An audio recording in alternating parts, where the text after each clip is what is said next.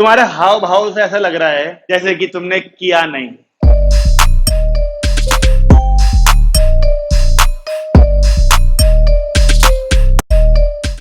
हम लोगों ने एनसीईआरटी से एप्लीकेशन ऑफ डेरिवेटिव्स यानी जो 6.1 एक्सरसाइज थी वो निपटा दी थी पिछली क्लास में।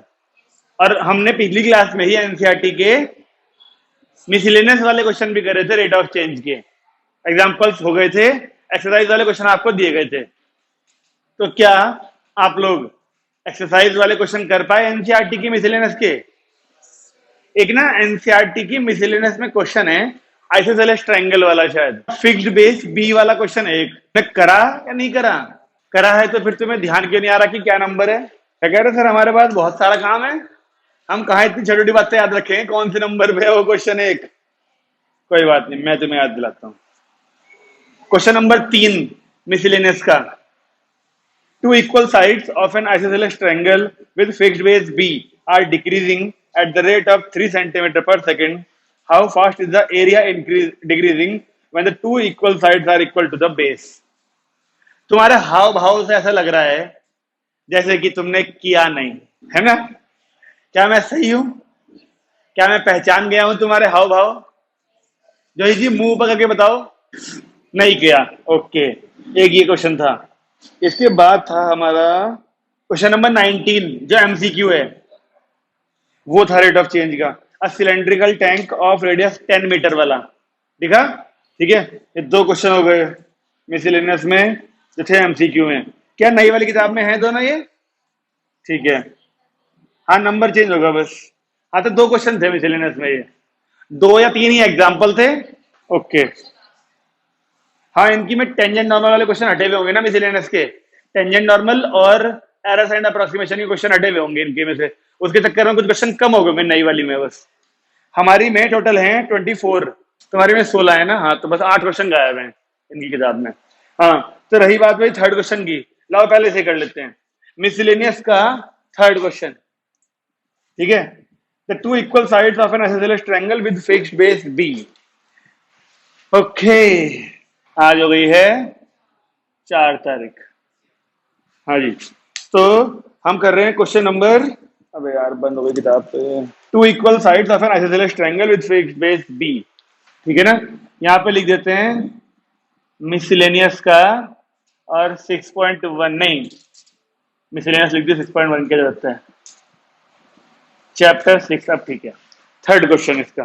ठीक है, two equal sides with fixed base B का क्या तात्पर्य है? अच्छा, two equal sides with fixed base B का मतलब है टू इक्वल साइड्स है और बेस फिक्स्ड है बी, है ना? ठीक है, हाँ ये दोनों इक्वल हैं और ये फिक्स्ड बेस बी, ये हमें पहले से बी दिया हुआ है, स्मॉल बी। तो क्या करें, एक बात बताओ, फिक्स्ड बेस बी लिखा ना उसने?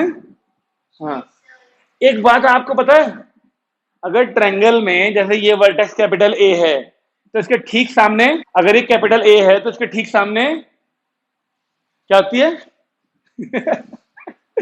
अगर ये वर्टेक्स ए है तो इसके ठीक सामने ए साइड होती है, स्मॉल ए वाली साइड होती है कैपिटल ए के ठीक सामने। तो अगर यहाँ पे इसने बेस को बी बोल दिया तो हमारी जिम्मेदारी ये बनती है कि हम इसको बी ले लें, इसको चेंज कर देते हैं, ए कर देते हैं, ताकि सिमेट्री बने।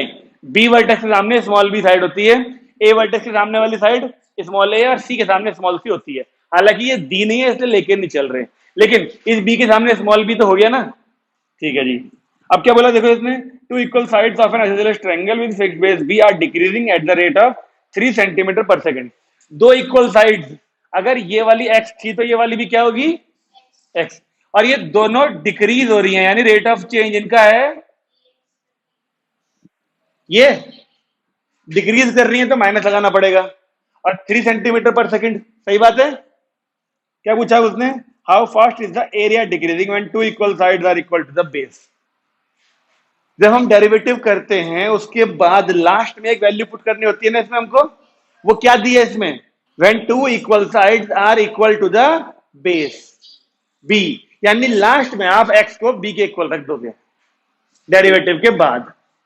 ओके, अब सोचने वाली बात यह है कि इसका एरिया कैसे निकलेगा। अब उसने एरिया ही तो बोला है, डिक्रीज कर रहा है, प्रूव करो। तो एरिया डिक्रीज तब होगा प्रूव जब एरिया की इक्वेशन मिले। अब आइसोसेलेस ट्रायंगल के अंदर एरिया कैसे निकालेंगे, मुझे यकीन है तुम नहीं बताओगे, तो मैंने डाल दिया एक परपेंडिकुलर। क्या आप जानते हैं आइसोसेलेस ट्रायंगल में जो इक्वल साइड्स वाले वर्टेक्स से परपेंडिकुलर डलता है, तो ये परपेंडिकुलर सामने वाली साइड को दो इक्वल पार्ट में तोड़ देता है।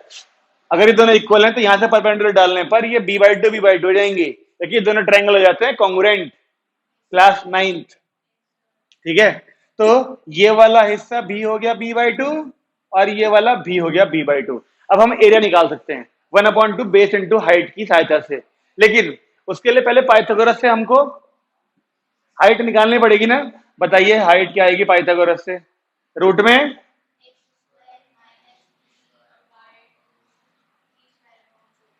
पाइथागोरस से आगे आना चाहिए। क्या मैं पाइथागोरस लगा के दिखाऊं? नहीं। ठीक है, तो एरिया की बात करते हैं। चलिए 1/2 बेस पूरा क्या होगा। अब आप ये मत सोचना कि बेस की वैल्यू b/2 लेके चलेंगे, क्योंकि b/2 तो ये हिस्सा था। हम किस ट्रायंगल का एरिया निकाल रहे हैं, हम पूरे ट्रायंगल का निकाल रहे हैं, इसलिए बेस पूरा लेके चलना पड़ेगा हमको। 1/2 बेस इंटू हाइट, हाइट हमने अभी निकाली है, एरी x² - b²/4, ये आ गया एरिया हमारा। अब हम इसका डेरिवेटिव कर सकते हैं। हमको क्या निकालना है, dA/dt। हमें dx/dt दिया है ना। अब उसने क्वेश्चन में बोला है विद फिक्स्ड बेस b, यानी b क्या होना चाहिए, फिक्स। डेरिवेटिव के टर्म्स में क्या समझे इसको, कांस्टेंट। कांस्टेंट डेरिवेटिव की टर्म्स में हम इसको कांस्टेंट मान सकते हैं, इसका डेरिवेटिव नहीं करना हमको, केवल इसका डेरिवेटिव करना है। ये रूट एक्स वाली फॉर्म है, कर दें dA/dt। तो b/2 ऐसे कैसा, रूट एक्स का डेरिवेटिव होता है 1/2 रूट एक्स, यानी x² - b²/4 इंटू, फिर अंदर वाले करना पड़ेगा, अंदर वाले में x² का ही तो होगा बस, जो कि क्या आएगा 2x।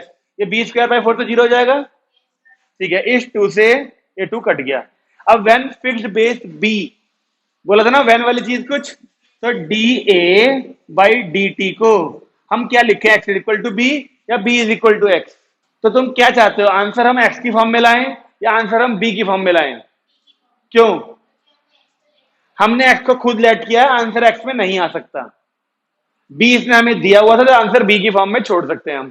ठीक है जी, तो x की वैल्यू को b डाल दें। अगर x की वैल्यू को b डालो पहले यहां पर, ये क्या बनेगा, b² - b²/4, यानी 4b² एलसीएम लेने पर -b², यानी 3b²/4। तो जो बाई 4 होगा वो रूट के बाहर निकल के 2 बनेगा नीचे, और 2 घूम के जाएगा ऊपर, देख रहे हो, और फिर वो ऊपर वाला 2 इस 2 को काट नहीं देगा, तो केवल एक b बचा यहां पर, एक b यहां, यानी b²। ओके, अब नीचे √3 के साथ में b² था, तो बाहर के b बन जाना चाहिए। तो केवल और केवल ये आएगा क्या, b/2 का 2 काट दिया मैंने, तो यहां से अपॉन में 4 घूम के रूट के बाहर निकल के 2 बना होगा उससे, ये वाला b, ये रहा एक b, और x की वैल्यू b डाली होगी तो b² हो गया। सही चल रहा क्वेश्चन बिल्कुल। अगर तुम लोगों ने होमवर्क किया होता ना, तुम क्या कहते सर गलती हो गई है। अब क्या फायदा बता के, जब हमने यहां पर डेरिवेटिव करे, टाइम के रेस्पेक्ट में कर रहे हैं, तो जब x² का 2x करा हमने, तो हमको यहाँ पर dx/dt भी तो लगाना चाहिए था। क्या कह रहे, फ्लो में हो जाता है सर ऐसा। x का पूरे चैप्टर में हम x का डेरिवेटिव कर रहे थे, इसलिए हमें ध्यान नहीं रहा। नहीं भाई, ऐसे काम नहीं चलेगा। dx/dt की वैल्यू -3 है, तो अब इस √3 से √3 भी घटेगा, तो आंसर क्या आया फिर आपका, -√3b, और ये एरिया है ना, तो cm²/सेकेंड। क्या बोलेंगे आप आंसर फिर, अब एरिया घट रहा था ना, तो एरिया घट रहा है इस रेट से, हर सेकंड उसका एरिया √3b cm² कम हो जाता है। आंसर देखें, 6 का थर्ड, मिसलेनियस के 6 का थर्ड। ठीक है, अब आपको जब आप आंसर लिखोगे ना, इसका आंसर आपको लिख के दिखाना पड़ेगा, this negative sign indicates that area is decreasing. बात ध्यान रखना, जब भी आपका आंसर नेगेटिव में आएगा तो आपको ये बात लिख के दिखानी पड़ेगी। आज इन चारों ने किस खुशी में छुट्टी करी होगी? मौसम में तो कुछ भी खराबी नहीं हुई। आज ये नम्रता और किरण तो दोनों पास पास के ही हैं।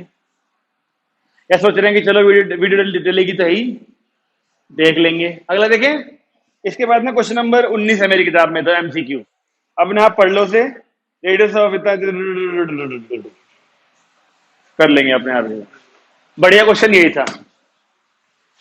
अब आते हैं एडिशनल क्वेश्चन से। मैंने आपसे कहा था हम रेट ऑफ चेंज यानी 6.1 पहले एनसीईआरटी से करेंगे और फिर उसके एडिशनल क्वेश्चन करेंगे। और एडिशनल क्वेश्चन में 6.1 का 7th किया किसी ने? 7th देखो जरा, कॉपी दिखाओ अपनी।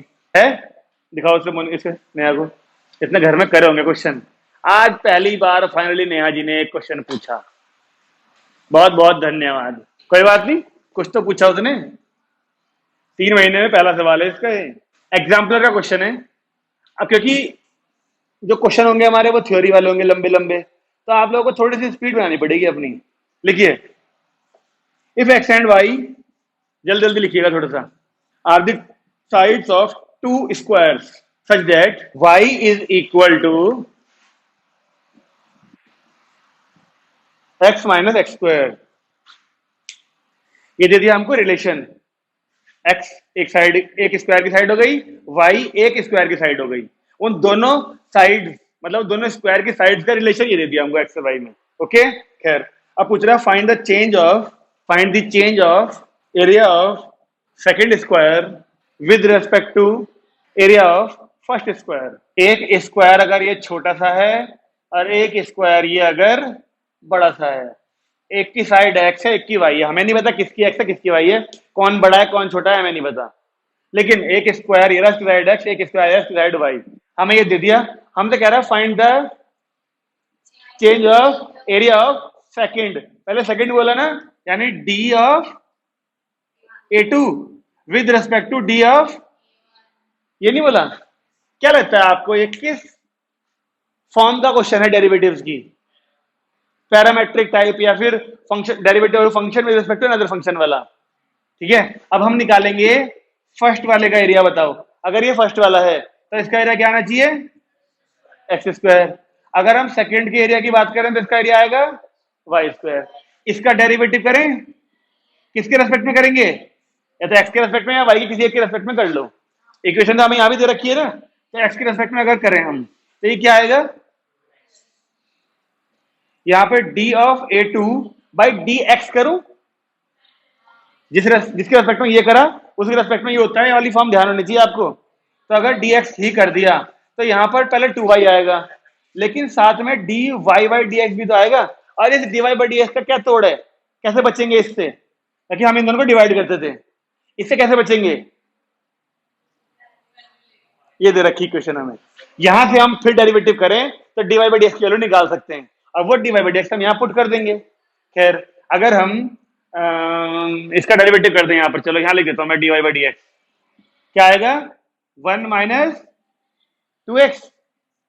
अब वो वाली वैल्यू यहां पे डाल देते हैं, तो D of A2 by d x की वैल्यू क्या आई? 2y के इनटू में 1 माइनस 2x। ओके, और ये वाला तो है ही है। अब हमको चाहिए D of A2 by D of A1। A2 यानी ये वाली वैल्यू ऊपर आएगी ना, और अपॉन में ये वाली वैल्यू, तो इसका आएगा 2y 1 माइनस 2x और 2x, तो 2x से 2x कैंसिल। क्या आंसर यही छोड़ दूं? डेरिवेटिव डिवाइड कर दिया हमने, क्या आंसर यही छोड़ दूं? नहीं, यूनिट्स आ जाएगी और कोई चेंज तो नहीं जरूरत करने की है। आपको y की वैल्यू दे रखी है वहां पर, आप दोनों वेरिएबल्स की फॉर्म में क्यों छोड़ रहे हो? फिर आंसर सिंप्लीफाई करो इसको। आप y की वैल्यू अगर ये डालते हो x माइनस एक्स स्क्वायर, देखें जरा यहां पर x माइनस एक्स स्क्वायर और यहां पर है 1 माइनस 2x और पूरे के अपॉन में x चल रहा है। इन दोनों में से x कॉमन लेके ये कट जाएगा, फ्रैक्शन भी हट जाएगा और क्वेश्चन एक लाइन में आ जाएगा। तो जब एक कटेगा तो क्या बचेगा? 1 माइनस एक्स बचेगा बस। तो 1 माइनस एक्स और यहां बचा 1 माइनस 2x। इसकी इंटू करके क्या आएगा देखना, ये 1, ये माइनस का 2x और ये माइनस का x, यानी 1 माइनस 3x और ये आएगा क्या? प्लस का 2x स्क्वायर। आपको लगता है इसकी यूनिट आएगी कुछ? आपको लगता है इसकी कुछ यूनिट आएगी? तो कह रहे आने तो चाहिए। पूरा चैप्टर हमने पढ़ लिया एनसीईआरटी से, एक भी क्वेश्चन नहीं था उसमें ऐसा। क्योंकि सेम चीज ऊपर है और सेम चीज नीचे है, ऊपर भी एरिया नीचे भी एरिया, तो यूनिट नहीं आ सकती। बस ये आंसर है, सही है। तो ये था हमारा एग्जाम्पलर का क्वेश्चन, इसीलिए अलग है। लिखिएगा क्वेश्चन, मतलब ये मान के चलो जितने भी झकास क्वेश्चन आएंगे वो सारे एग्जाम्पलर के होंगे। एक और exemplar question, if the area of a circle increases at a uniform rate, comma, then prove that perimeter varies inversely as the radius. मतलब एरिया यूनिफॉर्म रेट से बदल रहा है। यूनिफॉर्म रेट का मतलब होता है कांस्टेंट, कांस्टेंट है वो रेट ऑफ चेंज उसका एरिया का। ये तो क्या मान लिया हमने, चलो ठीक है। लेकिन हम तो कह रहे हैं प्रूव करिए जो उसका पेरीमीटर है ना वेरी कर रहा है इनवर्सली, इसका मतलब क्या हुआ, घट रहा है। इनवर्सली प्रोपोर्शनल तभी होता है जब एक वैल्यू इनवर्सली यानी equal to one upon something, यानी समथिंग अपॉन समथिंग, अपॉन में होनी चाहिए वैल्यू। डायरेक्टली प्रोपोर्शनल में दोनों वैल्यू आमने सामने होती हैं, इनवर्सली प्रोपोर्शनल में दूसरी वैल्यू अपॉन में होती है, एक घटेगी तो दूसरी बढ़ जाती है। ये हमें प्रूव करना है। लेकिन खैर अगर हम इससे बात करें तो हमें क्या पता होगा, यहां पर क्या चीज है, वो सर्कल है, क्या है, सर्कल है। तो डी बाई डी टी ऐसे कैसा, एरिया क्या होगा, बराबर क्या ऐसे कैसा। अब यहां पर डेरिवेटिव करें इसका तो पाई तो नया जी बाहर निकल जाएगा कांस्टेंट, आर इसका का डेरिवेटिव 2r, लेकिन क्योंकि टाइम के रेस्पेक्ट में कर रहे हैं भी आएगा। अब यहां से D R by D T की वैल्यू ले लेते हैं क्योंकि पैरामीटर निकालते वक्त जरूरत पड़ेगी इसकी। तो यहां से D R by D T की वैल्यू क्या आएगी, के अपॉन 2r पाई है, या 2 पाई आर बोल दूं, ठीक है। इसे ले लेते हैं इक्वेशन नंबर 1, जरूरत पड़ेगी बाद में। अब बात करें इसके पेरीमीटर की। सर्कल था ना ये, लेकिन इसने सर्कमफेरेंस नहीं बोला, इसने पेरीमीटर बोला, जबकि होती दोनों चीजें एक ही हैं, ठीक है। अब पेरीमीटर क्या होता है, 2 पाई आर। अब इसका रेट ऑफ चेंज की बात कर रहा है डीपी बाई डी टी, ये 2 पाई ऐसे कैसा, आर का क्या आएगा यहाँ पर रेट ऑफ चेंज, सही है। अब D R upon D T की वैल्यू वहां से निकाल लें अगर, तो ये 2 पाई तो ऐसे कैसा, और D are upon D T की value K upon 2 pi R. देखो 2 पाई से 2 पाई कांस्टेंट, ये कैंसिल, बचा D P by D T. तो D P by D T is equal to K upon R. का क्या मतलब है, ये वाली वैल्यू को अगर हम अपने किसी डेरिवेशन में इस्तेमाल करते हैं ये वाले को, तो इससे पहले वाले स्टेप में ये इक्वल हट जाएगा और ये के हट जाएगा, प्रोपोर्शनल बन जाएगा बिल्कुल। तो हमें इसके पहले वाले स्टेप को इसके बाद में लिख के दिखाना है अब, यानी D P by D t, ये साइन होता है प्रोपोर्शनल का, और यहां पर हो जाएगा 1 बाई आर। ये तो बोला इसने प्रूव करने को कि प्रूव करिए जो rate of change of parameter है वो वेरी करेगा इनवर्सली एज रेडियस। आ गया ना, आसान है क्वेश्चन। तो लिखे अगला क्वेश्चन, है तो बढ़िया क्वेश्चन। चलो क्वेश्चन लिखवाता हूं, तुम डिसाइड करना कि इसे मैं कराऊं या ना कराऊं, ठीक है। एग्जाम्पलर का है इसलिए कुछ तो बात होगी। A spherical ball of salt, नमक, is dissolving in water in such a manner that the rate of decrease of volume at any instant is proportional to the surface। ये सरफेस का मतलब पता है क्या है, सरफेस एरिया, ठीक है, surface, full stop. Prove that radius is decreasing at a constant rate. इतने बड़े बड़े क्वेश्चन है, इतनी देर लगती है लिखवाने में ना, आंसर छोटे छोटे से, के रेट है, अपनी शॉर्टकट्स हैं वो, ठीक है भाई। पढ़ो एक बार, अब बताओ समझ में आ रहा है क्या। नमक की जो बॉल होगी वो पानी में डाली जाएगी तो ऑटोमेटिकली वो घुल जाती है ना, तो उसी की बात चल रही है। और वो कह रहा है कि ना rate of decrease of volume, जब वो घुल रही होगी तो उसका वॉल्यूम कम ही तो हो रहा होगा। वो कह रहा है कि rate of decrease of volume जो है ना वो प्रोपोर्शनल उसके सरफेस के, यानी सरफेस एरिया के, यानी d v by D T is proportional to s, surface, या ए लिख देते हैं इसको, लो एरिया, सरफेस एरिया को। ये हमें गिवन है और कह रहा है प्रूव करिए क्या, रेट ऑफ चेंज ऑफ क्या, रेडियस, वो proportional decreasing at a constant rate, यानी कि इक्वल्स टू के समथिंग कुछ आना चाहिए। अब के का मतलब जरूरी नहीं है के ही आएगा, वो 4 पाई भी आ सकता है, 4 पाई भी कांस्टेंट ही होता है। तो समथिंग ऐसा आना चाहिए कुछ, और डिक्रीजिंग बोल रहा है तो यहाँ पर एक माइनस भी आना चाहिए आंसर में। ऐसा कुछ आंसर लाना है हमको, तो इसको करें जरा, देखो d by D t of V, ये थी स्फेरिकल बॉल, तो 4/3 pi r cube is proportional to, अब प्रोपोर्शनल साइन हटेगा, इक्वल टू में के लगेगा, और ए होता है एरिया 4 पाई r²। लेकिन एक बात और बताओ, उसने बोला था rate of change of volume is proportional to, या फिर उसने बोला था rate of decrease of volume, decrease, तो यहां पर माइनस भी लगा दूं, तो यहां पर भी एक माइनस लगा दूं, ठीक है। अब इसका डेरिवेटिव करते हैं तो क्या आएगा, देखिए 4 पाई/3, तो ऐसे कैसा कांस्टेंट आर क्यूब का 3r² dr/dt is equal to minus का के इंटू में 4 पाई r², सही है। तो 3 से यहां 3 कट गया, 4 पाई r², देखो ये वाले और ये 4 पाई r² पूरा कट गया, ये और ये।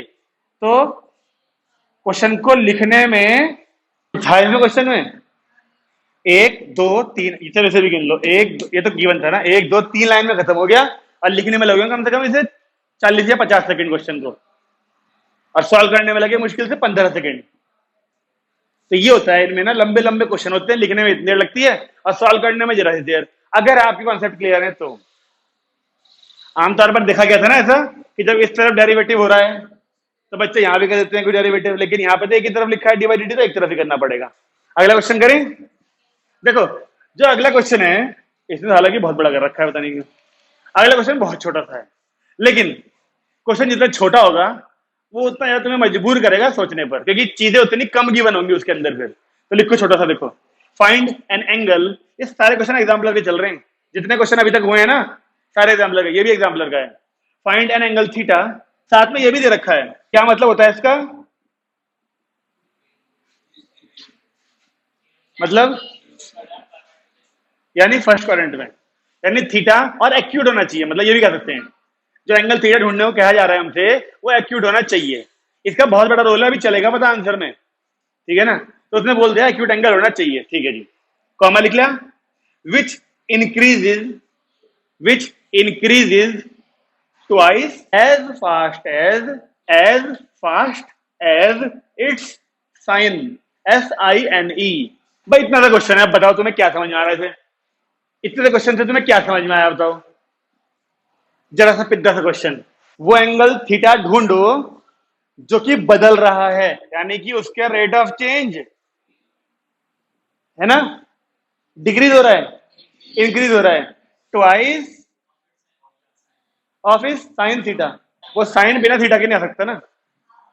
लेकिन जवाब मुझे ये दो कि क्या मैं यहाँ पे ट्वाइस ऑफ साइन थीटा लिखूं या twice of D by D theta of sine theta लिखूं, क्या लिखूं यहाँ पर, डी वाला।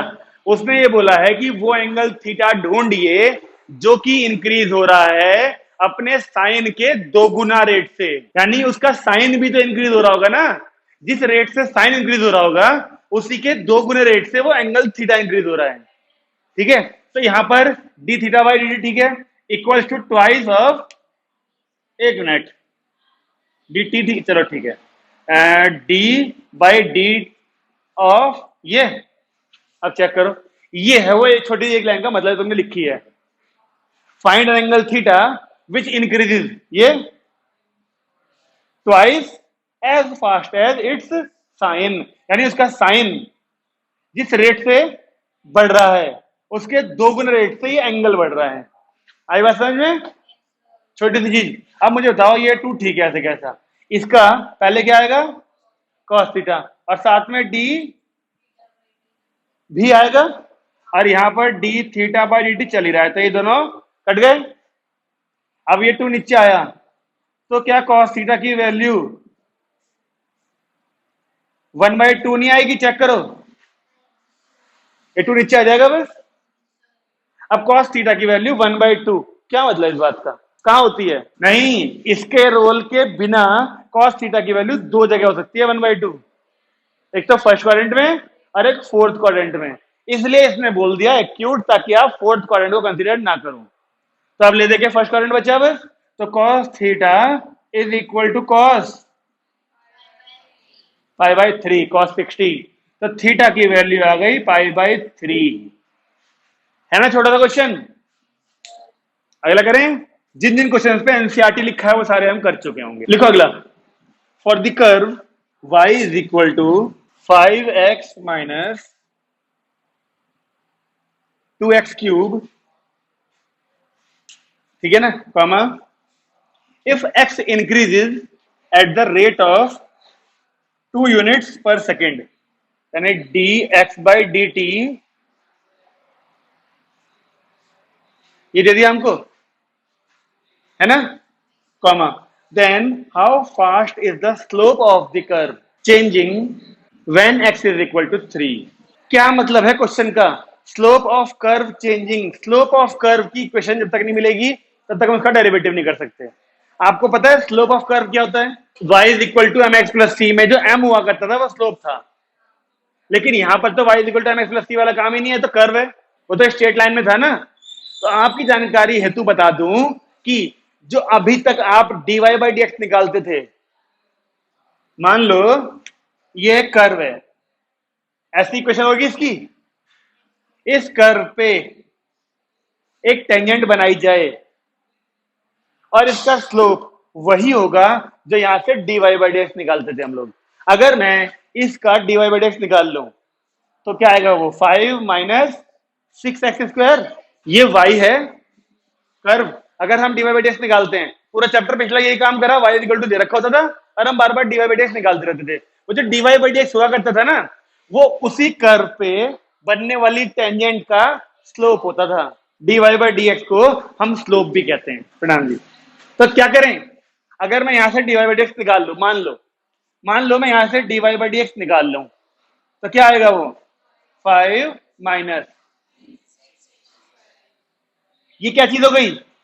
स्लोप। ये स्लोप है और इसी को तो हम m बोलते थे 11th क्लास में। अब हमें करना क्या है?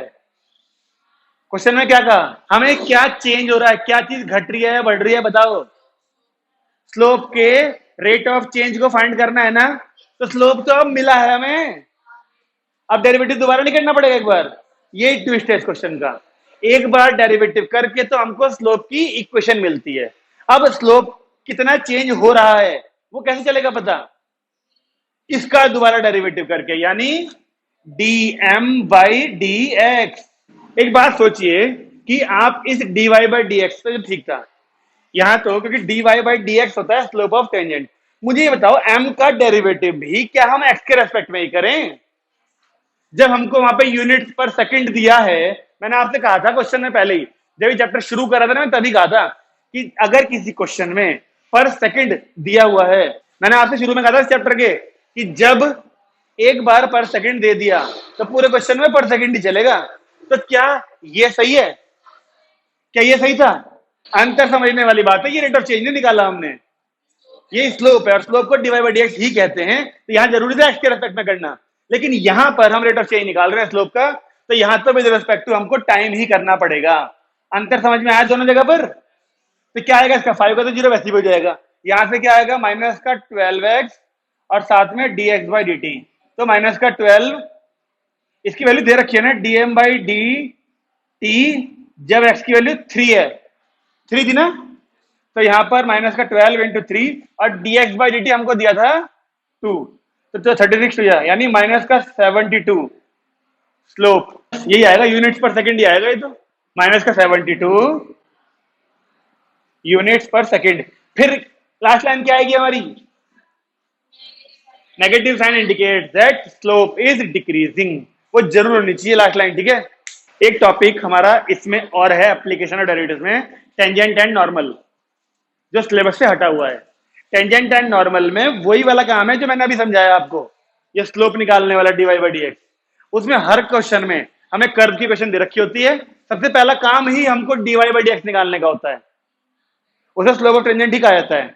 जैसे मान लो ये कर्व था ये वाला, अब आपको इस पॉइंट पे निकालना है स्लोप कितना है टेंजेंट का, तो आपने dy/dx तो निकाल ही लिया, यहां पर x की कुछ ना कुछ तो वैल्यू होगी।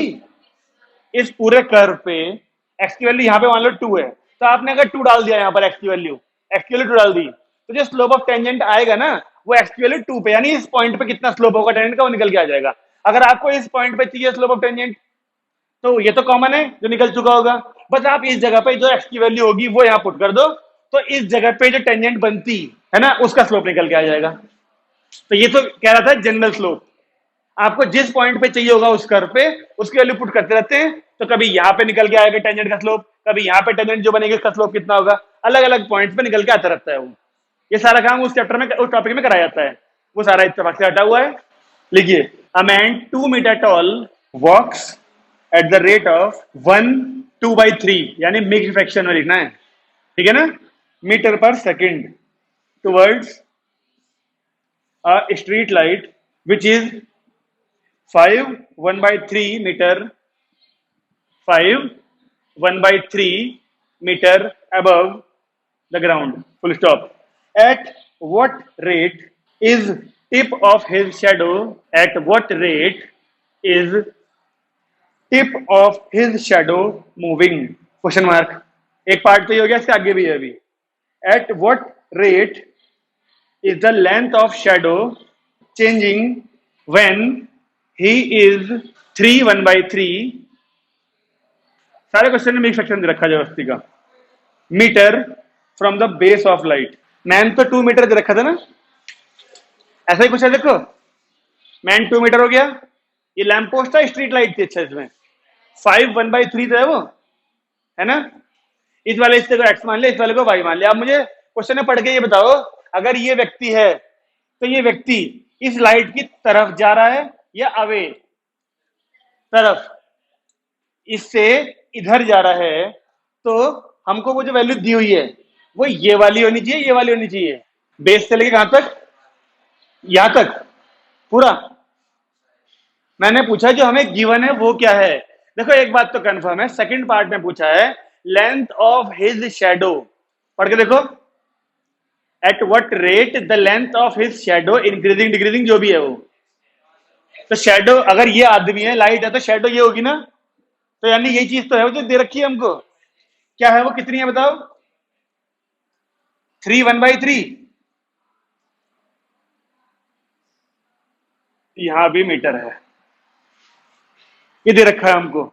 अब पहले पार्ट में उसने पूछा जब वो आदमी इस जगह से टुवर्ड द लाइट जा रहा है तो टिप ऑफ शैडो, देखो शैडो ये है तो शैडो की टिप ये होगी, ये किस रेट से क्या घटेगी बढ़ेगी, जरा सोच के देखो, लाइट यहां पर है, ये आदमी यहां से टुवर्ड्स द लाइट जा रहा है, तो शैडो घटेगी बढ़ेगी, बढ़ेगी। अभी भी हिसाब उल्टा ही है उस दिन की तरह, जब हम लाइट से दूर जाते हैं तो शैडो बढ़ती है, लाइट की तरफ जोशी जी जब ये व्यक्ति चलते चलते चलते यहां पहुंच जाएगा ना तो शैडो गायब हो जाएगी, इसकी पैरों में आ जाएगी बिल्कुल ही। तो बताओ इस तरह जाते हुए शैडो घट रही है बढ़ रही है, घट रही है, तो आंसर माइनस में आना चाहिए, मतलब हमारा टिप ऑफ शैडो का। लेकिन सोचने वाली बात यह है कि हम अगर इस एंगल को थीटा लेते हैं तो आपको पता है ना इस टाइप के क्वेश्चंस में हमको इन सब में रिलेशन चाहिए होता है, और वो रिलेशन दो तरीके से निकलता है, या तो इस छोटे वाले ट्रायंगल को इस पूरे के सिमिलर करके, हमने उस दिन भी किया था ये काम, या फिर हम एक बार tan थीटा इसमें ले लें और एक बार बड़े में ले लें, उससे आसान पड़ता थोड़ा सा। तो जरा tan थीटा की बात करें, tan थीटा छोटे वाले ट्रायंगल में क्या आएगा बताओ, और ये इक्वल होना चाहिए tan थीटा बड़े वाले के, जो कि क्या है 3 पंजे 15 और 1 16 अपॉन में, ऐसे लिख दूं। अब ये दोनों इक्वेशन हमें हेल्प करेंगी, मतलब ये रिलेशन हमें हेल्प करेगा जगह जगह पर। तो क्या बन गया ये सॉल्व करने पर, 8y is equal to 3x plus 3y, यानी ये हो गया 5y is equal to 3x, ये रिलेशन मिल गया हमको। अब हमें देखना है पहले पार्ट में हमसे पूछा क्या है, पहले पार्ट में कह रहा है बताओ किस रेट से जो टिप है शैडो की वो चेंज हो रही है, और शैडो की टिप ये है ना। तो आप सोच के देखो कि वो व्यक्ति इस जगह से जब यहां तक पूरा पहुंचेगा तो उसकी पूरी शैडो यहां से लेके यहां तक का फर्क पड़ेगा, क्योंकि देखो सेकंड पार्ट में, इसीलिए इस क्वेश्चन में 2 पार्ट दिए हैं ताकि बच्चे कंफ्यूज ना हो। सेकंड पार्ट में केवल पूछा बताओ किस रेट से शैडो घट रही है बढ़ रही है, तो शैडो के लिए हम dy/dt निकाल लेंगे। तो फर्स्ट पार्ट में जब टिप पूछा है तो टिप के लिए क्या ऑटोमेटिकली पूरा नहीं आना चाहिए? टिप इस जगह से, क्योंकि शेडो जब वो इंसान यहां पहुंचेगा तो यहां से लेके यहां तक का इसका फर्क पड़ेगा पूरा। तो इसीलिए ना जो फर्स्ट पार्ट है उसमें अगर हम इसको P और Q मान लें तो डी बाई टाइम के रेस्पेक्ट में चल रहा है ना। हाँ, D by D t of क्या पूछा है हमसे? P Q. फर्स्ट पार्ट में हमसे पूरी जो टिप है वो शेडो की वो पूरी पी क्यू से मिलेगी, यानी d by D t of क्या? X plus y. अब आपको लगता है कि आप यहां से अगर टाइम के रेस्पेक्ट में डेरिवेटिव करोगे तो एक बार तो आएगा d x by D t जो हमको पता है, एक बार आएगा d y upon D t जो हमको नहीं पता। फिर कैसे करेंगे ये वाला काम? D y upon D T तो rate of change of image है, शेडो, वो सेकंड पार्ट में पूछा है, तो यानी वो पहले निकाल लें तभी यहाँ पे पुट होगी वैल्यू। यहां से भी ढूंढ सकते हैं ना, अगर यहां दोनों जगह पे डेरिवेटिव कर दें तो ये 5 d y by D T is equal to 3 d x by D t आएगा। उसमें d x by D T की वाली वैल्यू डाल दें तो d y by D t मिल जाएगा हमको। वही d y by D t हमको यहाँ पुट करना पड़ेगा। बात समझ में आ रही है? क्योंकि जो पूरी ओवरऑल टिप है उसके दोनों एक्स प्लस वाई से मिलेगी वो, और एक्स प्लस वाई के लिए वाई का भी हमें डेरिवेटिव चाहिए, वो वहां से मिलेगा। तो इसको हम फर्स्ट इक्वेशन डाल के यहां से लाएं, अगर 5y is equal to 3x, 5 d y by D t 3 d x by D t 5 into d y by D t ऐसे कैसा 3 into d x by D t ये रहा 9 और एक 10 बाई 3, 5 से कट गया ये 2 बार, 3 से कट गया ये 3, तो d y by D T की वैल्यू, अरे ये घट रहा था बढ़ रहा था क्या था ये वाला, तो माइनस होगा ना ये, तो यहां पर भी माइनस लगा दूं, माइनस का 2, घटेगी कोई भी चीज तो रेट ऑफ चेंज नेगेटिव तो आएगा उसका, तो d y by D t को फर्स्ट इक्वेशन में डाल दें, अगर पुट इन 1 तो d x by D t plus d y by D T, तो d x by D t रखा था हमें माइनस का 10/3 plus d y by D t भी माइनस का आ गया माइनस का 2, बस यानी ये 6 हो गया और 10 माइनस का 16/3 मीटर पर सेकेंड। सही है क्या? देखिए आंसर कहाँ है? नहीं, या तो इसका 1 आ रहा, कुछ गलती कर दी क्या हमने? क्या है कहां पर? ये रेट ऑफ चेंज नहीं है। हाँ, बड़ी जल्दी बताया तुमने, लेकिन हमें एक चीज दी तो थी जिस रेट से जा रहा है ये इधर। अरे यार, ठीक करें फिर। ये क्या था यहां पर? 1/2/3 मीटर पर सेकंड था ये। इसे कहां पुट किया हमने? यहां तो कहीं नहीं किया, यहां पर ना D x by D T में पुट किया था। इसे 5 रहने दो, और यहाँ पे D x by D T की कितने आए थे? 3 और 2 5/3, तो इससे 1 कट गया। हाँ तो ठीक है, फिर ये 3 कट गया, माइनस का 1 आ गया था मीटर पर सेकंड। ठीक है, अच्छा अब ये दोनों, यानी यहां भी क्या आ गया था? माइनस का 1 नहीं, हाँ डी वाई डी ये, और ये वाली वैल्यू थी 3 और एक 5, माइनस का 5, यानी ये आ गया माइनस का 8/3 मीटर पर सेकंड। ये है पहले पार्ट का आंसर, और सेकंड पार्ट का आंसर तो हमने ये निकाला ही हुआ है, d y by D t, rate of change of उस शेडो।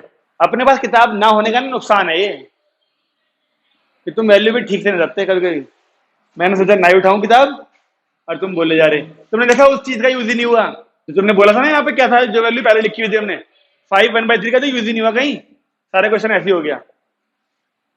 ठीक है, एनसीईआरटी में क्वेश्चन क्या था, कल किया था एनसीईआरटी में जो क्वेश्चन था वो केवल ये चीज पूछी थी, केवल ये। अब एग्जाम्पलर ने बोल दिया tip of his shadow, question में ट्विस्ट आ गया अपने आप ही। जिस बच्चे ने कभी किया ही नहीं होगा वो पता ही नहीं लगा पाएगा टिप का मतलब पी से लेके क्यू तक का रेट ऑफ चेंज चाह रहा है वो, इसलिए ध्यान रखने वाली बात है ये। ठीक है, चलो अगला करते हैं। मिटाया जाए इसे, जरूरत नहीं पड़ी, दे रखा हो कोई बात नहीं। कई बार बहुत सी चीजें दे रखी होती है लेकिन जरूरत नहीं पड़ती उनकी, बार बार लिखवाने के चक्कर में कितना टाइम खराब होता है।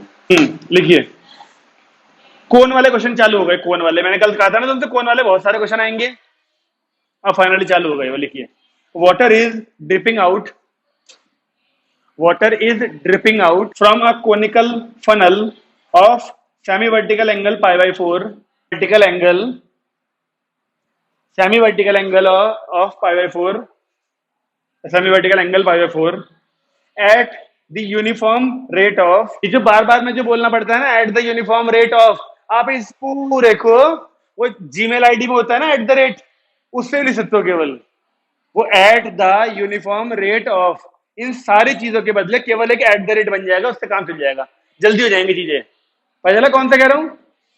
@gmail.com में @ लिखते हैं जो, ठीक है ना, लिखा ऑफ 2 सेंटीमीटर स्क्वायर पर second in its surface area through a tiny hole through a tiny hole at the vertex in the bottom, at the vertex in the bottom.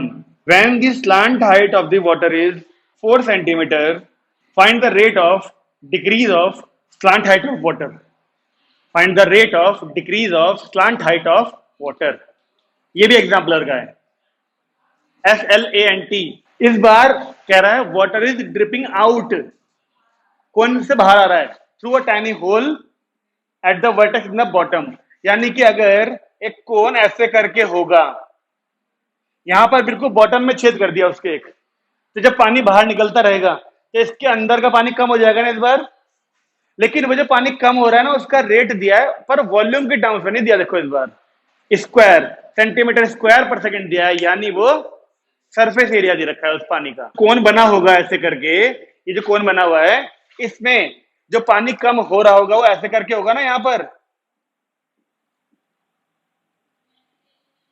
जो उसका सरफेस एरिया के हिसाब से पानी में कमी आ रही है ना, तो सरफेस एरिया dA/dt कितना दिया हुआ हमको, घट रहा है जो 2 सेंटीमीटर स्क्वायर पर सेकेंड, और माइनस भी लगाना पड़ेगा क्योंकि कम हो रहा है वो।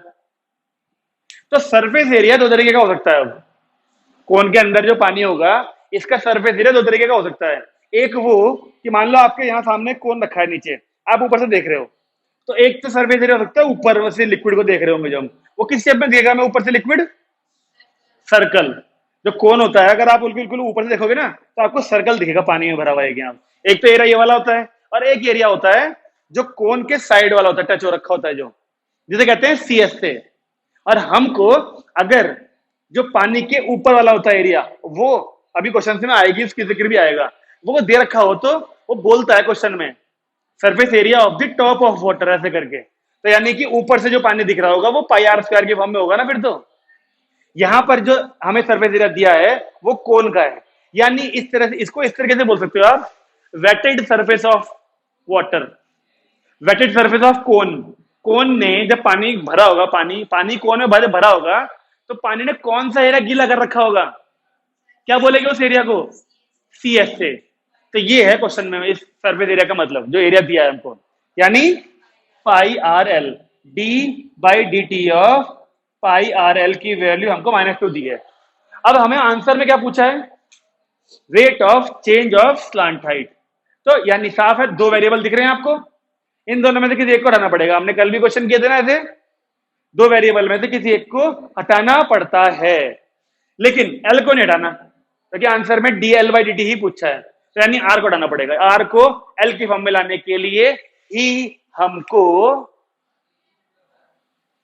सेमी वर्टिकल एंगल π/4 दिया है। ध्यान नहीं दिया तुमने, सेमी वर्टिकल एंगल दिया था π/4। तो अब बताओ ये वाला कौन ही तो बन रहा है, देखो ट्रायंगल, एक जितने हिस्से में पानी है उसकी बात करो केवल, तो पानी के लिए ट्रायंगल इस वाले में, तो ये वाला हिस्सा L है और ये वाला हिस्सा क्या कहलाएगा, R।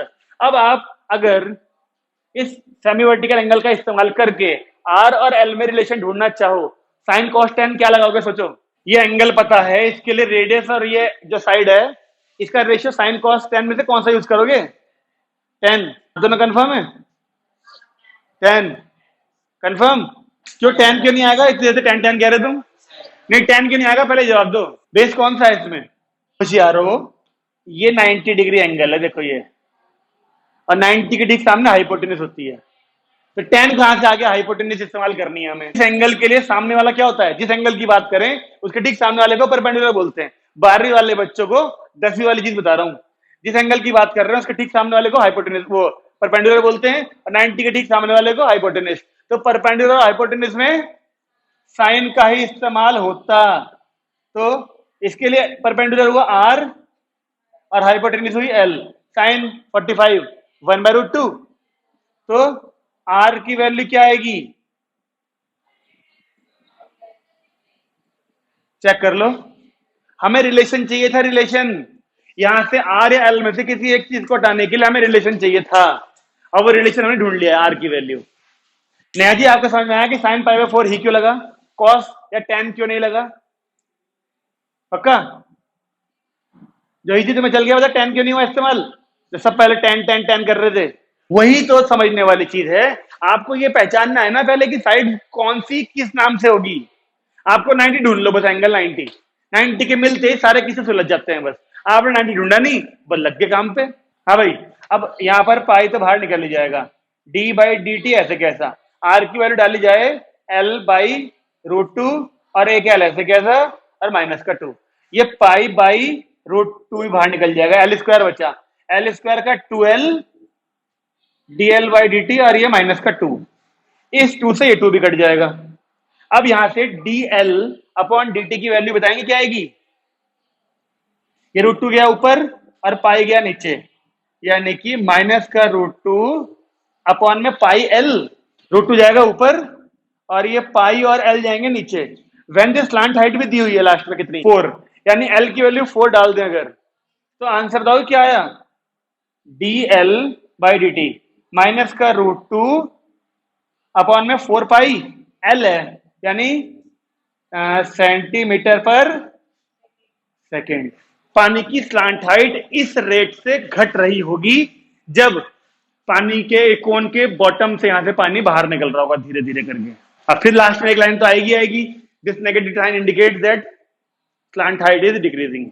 अगला लिखिए एक और क्वेश्चन कोन वाला, water is running into a conical vessel, मतलब इस बार कोनिकल वेसल में पानी जा रहा है, ठीक है ना, यानी सब चीजें इस बार पॉजिटिव में आएंगी।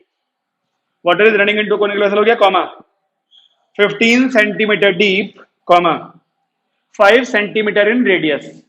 एक कोनिकल वेसल की डायमेंशन दे दी इसने हमको, पानी की बात नहीं करी अभी कुछ, ठीक है ना, comma eight the rate of 0.1 centimetre cube पर सेकेंड। वॉल्यूम का रेट ऑफ चेंज दे दिया, ठीक है, dV/dt, full stop. when the water is 6 centimeter deep, when the water is 6 centimeter deep, comma find what at what rate is first part। 3 part है इस question के। First part है water level rising, water level rising first part में, ठीक है जी, बढ़िया वाली धूप निकल रही बाहर। सेकंड पार्ट, 4 बच्चे बिना बात की छुट्टी पर हैं आज। Second part, the water surface area increasing, water surface area increasing. Third part, देखो इस बार बोल दिया ना इसने वाटर सरफेस एरिया, ठीक है।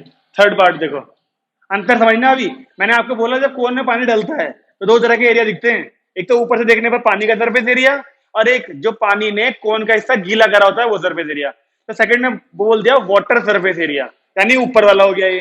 देखो थर्ड पार्ट में क्या पूछा, wetted surface of the vessel increasing, wetted WETTED, wetted गीला वाला, wetted surface of the vessel increasing. तो जो 2 तरह के एरिया बोले थे दोनों ने पूछ लिया इसने इस बार, ठीक है ना। चलिए शुरू करते हैं, इसी में कर लें क्या। इस बार हमसे कहा एक कोन है, कोन में ऐसे करके पानी डाला जा रहा है, इस कोन की पूरी हाइट 15 दी थी ना, और रेडियस 5 दे दी। यहां पे कहीं पानी ले लेते हैं बीच में, इतने हाइट तक पानी है, ठीक है जी। एंगल का जिक्र तो नहीं कर रखा कुछ, सेमी वर्टिकल एंगल का नहीं। अब मुझे बताओ जब इसमें पानी जा रहा है तो उसने हमको dV/dt 0.1 सेंटीमीटर क्यूब पर सेकेंड दिया है। ये किस चीज का रेट ऑफ चेंज है, वॉल्यूम किस चीज का है वो तो पूछ रहा हूं, पानी का। इस पूरे बड़े कोन का नहीं है, जो पानी डल रहा होगा इसके अंदर, तो इस वाले वॉल्यूम का रेट ऑफ चेंज मतलब रेट बढ़ रहा होगा ना, पानी जो होगा इसका तो रेट बढ़ रहा होगा जब ये पानी बढ़ते जा रहा होगा। तो dV/dt यानी d/dt ऐसे कैसा, कौन का वॉल्यूम ओह सॉरी, अभी भी याद नहीं हुए। 0.1। अब समस्या फिर से वही आएगी आपके सामने। आर और एच दो वेरिएबल हैं, किसी एक को हटाना पड़ेगा, और वो हटाने के लिए ही तो ये 15 और 5 दी हुई थी। फिर से वही काम, अगर इसे जोड़ दूं यहां से और ये एंगल को थीटा ले लूं, तो जो वो मैन और स्टैंडिंग उस वाले क्वेश्चन में करते थे हम, लैंप पोस्ट वालों में, वो काम यहां नहीं हो सकता। एक बार टेन थीटा को लें इस छोटे से ट्रायंगल में, और एक बार इसी टेन थीटा को लें बड़े ट्रायंगल में, और इस बार टेन थीटा ही लेना है। क्यों बताओ? क्यों? क्योंकि इस बार इसका कोई काम नहीं है हमें, हाइपोटेनस का। समझ रहे हो? तो अगर मैं आपसे बोलूं टेन थीटा छोटे वाले में, देखो ये हो गई रेडियस छोटे वाले की और ये हो गई हाइट छोटे वाले की, तो टेन थीटा के हिसाब से परपेंडिकुलर अपॉन बेस, यानी आर बाई एच छोटे वाले में। बड़े वाले में क्या आएगा परपेंडिकुलर? देखो इस थीटा के लिए सामने वाला परपेंडिकुलर होता है ना 5, अपॉन परपेंडिकुलर हो गया 15, तो ये कट गया 3 बार। अब मुझे बता दो पहला पार्ट क्या पूछा था, water level rising. Water level का मतलब हाइट, हाइट के रेट ऑफ चेंज चाहिए, यानी हमें एच चाहिए। तो क्या यहां से आर की वैल्यू पुट कर दूं निकाल के? यहां से आर की वैल्यू क्या आएगी? एच बाई ये वाली वैल्यू को यहां पुट कर देते हैं बस। ठीक है, तो पाई बाई 3 बाहर करा, ये डी बाई डी एटी ऐसे कैसा, आर का स्क्वायर एच स्क्वायर बाई 9, और एक एच ऐसे कैसा, और यहाँ 0.1। ठीक है, ये 9 बाहर आ गया, यानी पाई बाई 27। एच क्यूब का derivative 3h square d h by D T is equal to 0.1। अब ये सारी वैल्यूज उस तरफ भेज दें, d h by D T की वैल्यू क्या आ गई? 0.1 इंटू 27 अपॉन 3 पाई एच का स्क्वायर। हाइट दे रखी है हमको, व्हेन वाटर इज कितना डीप? 6, तो 6 का स्क्वायर होगा तो 36। ये वाला ही तो 6 दिया हुआ है, पानी गहराई 6 मीटर दी है, सेंटीमीटर जो भी है वो। तो काटे 9 3 जा 9 4 जा, इस 3 से 3 कट गया, 0.1 अपॉन 4 पाई। पाई में छोड़ दें क्या आंसर? क्या छोड़ा इसने? हाँ, तो हाँ जी, तो D h by D t जो पहला पार्ट निकल रहा है, इस पॉइंट को हटा दूं तो ये 40 हो जाएगा, 1/40 पाई, ये छोड़ा हुआ आंसर इसने। और एच है सेंटीमीटर पर सेकेंड, ही आएगा फिर answer. Rate of change of height, यानी हाइट इस रफ्तार से बढ़ रही होगी पानी की कौन के अंदर, पहले पार्ट में। अब मुझे सेकंड पार्ट बताओ क्या पूछा उसने, कौन सा एरिया पूछा सेकंड पार्ट में? वाटर वाला। यानी क्या होता है वो वाटर वाला? सर्कल ही तो होता है ऊपर से, उसमें वाटर का जो सरफेस एरिया है वो ऊपर से देखने पे आता है, और वो होता है हमारा पाई आर स्क्वायर। ठीक है, यानी D a by D t, क्या लिखो यहां पर? क्या डेरिवेटिव कर दूं आर का? अगर कर दिया तो आएगा 2 pi r d are upon D t. क्या d are upon D T की वैल्यू पता है आपको? तो निकाल लो इस इक्वेशन से, और या फिर आर की वैल्यू यहां भी डाल दो h/3, और फिर h का डेरिवेटिव करेंगे तो D h upon D t आएगा, और वो D h upon D T यहां कहीं निकाला, ये रहा हमने, ये पुट कर देंगे। सही है? अरे निधिकांक्षा जी, इसमें परेशान होने की जरूरत नहीं, काटा बिट्टी मैंने कैसे करी। तुम 12वीं क्लास में ये काम अपने आप भी कर सकते हो, मत गुरु से। मैंने एच की वैल्यू जो एच स्क्वायर था उसे डाल दिया 6, और उसका स्क्वायर 36 हो गया दरिया के नीचे। हमें दिया हुआ है when the water is 6 metre deep या सेंटीमीटर डीप, जो भी था वो। बहुत देर से घूर रही से, यहाँ पहुंच नहीं रही, यहाँ क्वेश्चन खत्म होने को हो गया, वो वहीं देख रही इतनी देर से। हाँ भाई, ये पाई ऐसे कैसा, d by D t of r का स्क्वायर यानी एच स्क्वायर बाई 9। समझ में आ गया ना कि यहां पर आर की वैल्यू क्यों डाली? बताओ क्यों डाली? क्योंकि हमारे पास d are upon D t नहीं था, d h upon D t है, उसे पुट कर देंगे डेरिवेटिव करके। तो पाई बाई 9 ऐसे कैसा, एच स्क्वायर का 2h और d h by D T, तो 2 पाई बाई 9, और एच की वैल्यू 6 थी, D h upon D T 1/40 पाई है, पाई से पाई गया, 2 से गया 20 बार, ये 3 बार और ये 10 बार, 3 से 3 बार, तो 1/30 एरिया है, तो सेंटीमीटर स्क्वायर पर सेकंड।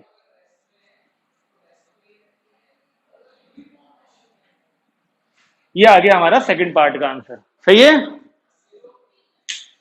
थर्ड पार्ट में क्या पूछा? वेटेड यानी क्या लेंगे इस बार, फिएस्टा यानी pi r l, third part. Wetted surface यानी इस बार लेंगे पाई आर एल वाला एरिया।